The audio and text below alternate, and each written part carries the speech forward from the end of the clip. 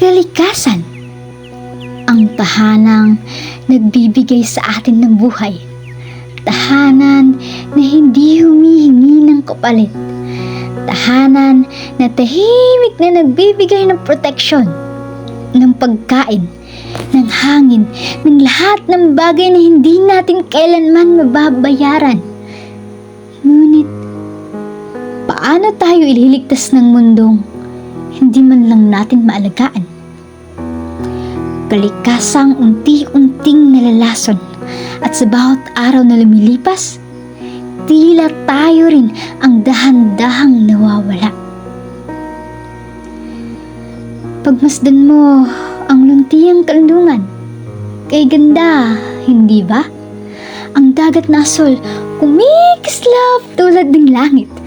Sa ilalim ng asol ng kumot ng dagat, nagniningning ang mga bulaklak bato. Tila ba may sariling himig, sariling buhay. At sa bawat pag-ikot ng panahon, ang kalikasan, siya ang sandalan natin. Sa bawat hakbang sa marilag na bundok ng buhay, siya ang tanawin na bumubulong. Tuloy ka lang, hindi pa dito nagtatapos. Ngunit, bakit may mga tao pa rin na kay dali-daling sirain na hindi naman nila kayang likain? Puno man ay buhay, pinuputol.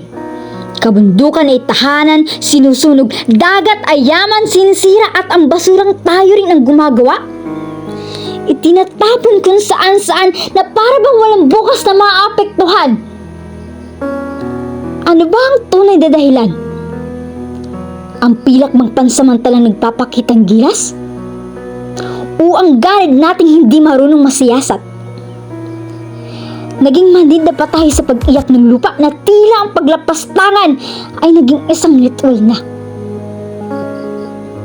Sinasakal natin ang mundong bibigay hininga, sinusugatan ng lupang hindi marunong gumanti ng dusa.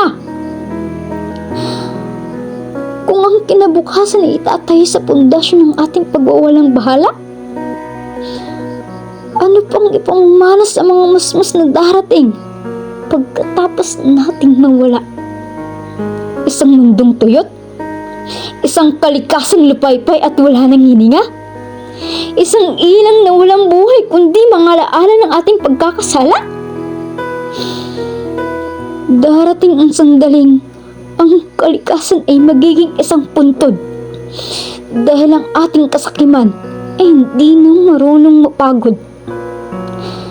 Ang mga bulaklak bato sa dagat ay magiging mga rebulto ng pigati. At ang luntihang kanlungan ay magiging abo sa gitna ng hating gabi.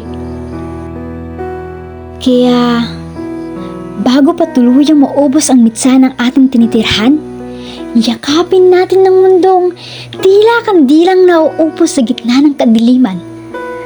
Huwag nating hintayin ang kalikasan ay maging isang mahiwagang alamat na ikwento na lamang sa mga batang hindi na makakakita ng liwanag.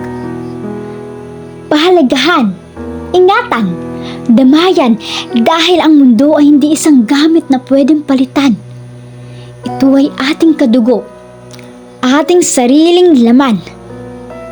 Huwag nating hintayin sumuko ang mundong ito dahil sa oras na humunto ang tibok ng kalikasan, doon din magtatapos ang kwento ng ating buhay.